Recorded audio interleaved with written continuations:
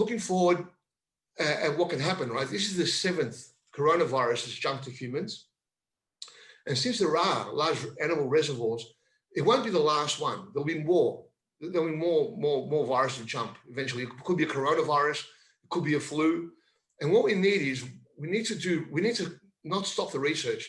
So what happened last time, if we look at the 4 coronaviruses that have jumped to humans so far, 4 of them, they give you a common cold, just a very simple common cold like rhinoviruses, and it goes away.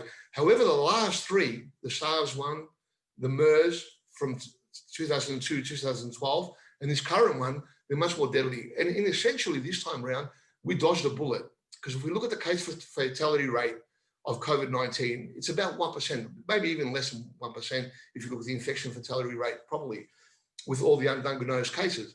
However, the previous ones, they had a case fatality rate of 30% and 10%. So that we would have been in a lot more trouble. So what we want to do is we want to keep the research going.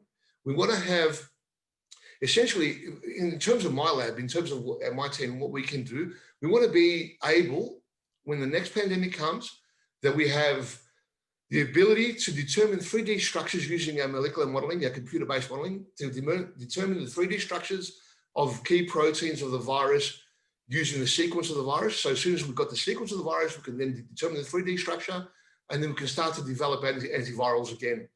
And the other advance that we can hopefully have by the time the next pandemic hits, or if this one mutates, is that we have not only a virtual library of small molecules, but actually a physical library where we synthesize compounds, and we can have a physical library that we're ready to go for more advanced trials. So that's my thinking for the next pandemic. Thank you.